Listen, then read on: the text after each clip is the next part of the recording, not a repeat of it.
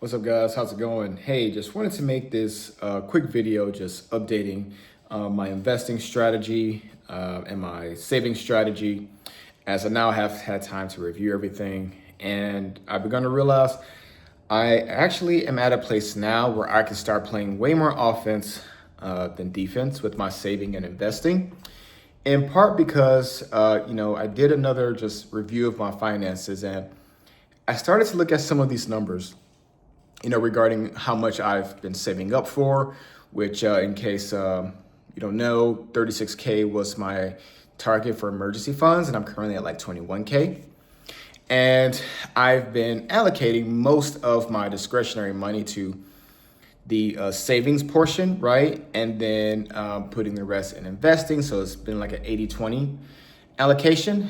And while that was good for a point in my life where I really, really needed the money just to like build up my emergency fund, I'm now at a point where I think it's time to go more on the offensive with the investing side of things, particularly because, with an emergency fund, it's very difficult to make a judgment call, right? As far as like, hey, where do you draw that number? People say like, hey, X amount of months of emergency, expenses are, whatever that is, right? The essentials. But the essentials can vary, So I just really did a review of my essential expenses, and then also just thought to myself, well, at 36K, I mean, looking at my expenses and what's actually considered an emergency, I began to realize, well, this number that I originally set was more about my own personal emotion, as well as the assumption that I wouldn't make additional lifestyle changes to get more out of that money, right? And so as a result, I've kind of been in this place, right, where I kind of got stuck in the sense of just thinking that, hey, I need to stay at 80-20 until I hit 36K. When the reality is, if I adjust that number along with the changes that I actually would make, then actually my runway is more like 9 months plus, right? And so in that regard, it really got me thinking, well, my emergency fund, even my high yield savings account where it is, the interest rate on that thing continues to gradually drop, right? Whereas in the stock market, for example, things are gradually increasing in terms of returns, right? With the whole AI boom and stuff. And while I have been participating in that, right? I haven't been just like doing nothing. I think I can participate in it more aggressively and grow my net worth more aggressively, right? Because I think personally, just with my own skill sets and interests, I can produce more returns there, right? And increase things faster that way.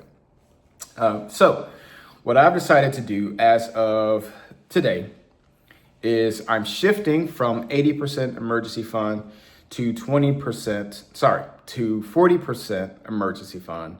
And then I'm increasing the VTSAX and investing contributions from 20 to 60%. That's effective today. So what that now means for me is more of my attention will be focused on actually growing my net worth, as opposed to just trying to build up my financial foundation with the emergency fund. And so I'm very happy I did what I did, because before that, I didn't have much of a floor, right? And so I'm very glad I established that for myself. But now I'm at a point where I can just start going more on the offensive, in my opinion. So the lesson here for me has been, it is definitely worth doing what you can to shore up your emergency fund, right? Because the fact I'm even considering this just tells me that emotionally, I have enough of a foundation to stand on, right? But now it's about making my capital work for me, right? And really putting it to work. Now, obviously, we can't predict what the stock market's going to do at any given point. But what we do know about the stock market, though, is that it rewards companies where capital is most efficient, right? And if those companies are not efficient with that capital, then they will lose to companies who are, right? Which is one of the big advantages to investing.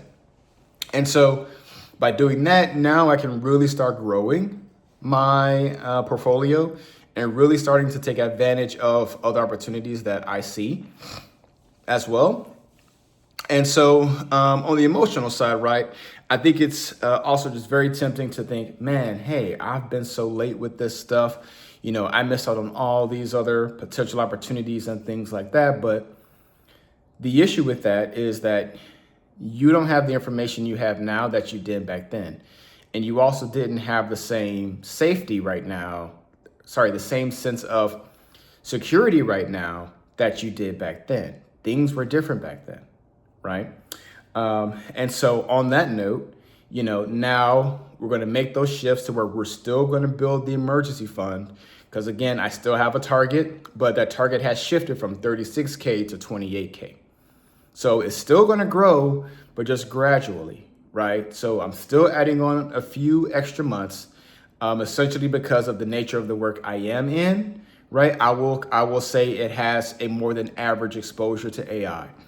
And so obviously I'm still very interested in AI and, still increasing my skills there, but you never know, right? So that's why I'm just taking just a little more of a conservative approach with that number and just padding it a little bit more than it probably needs to be on paper, but it's tapering down now. VTSAX and others are, increasing. So yeah, with that said, I don't want to ramble, but that's ultimately the big change for today is just shifting the mindset a bit, focusing more on growth, going on the offensive, right? And just also celebrating the fact that I've been able to be disciplined enough to build up that foundation, even when I could have just taken everything, just thrown in a portfolio and just not have anything to fall back on in the instance I lose my job.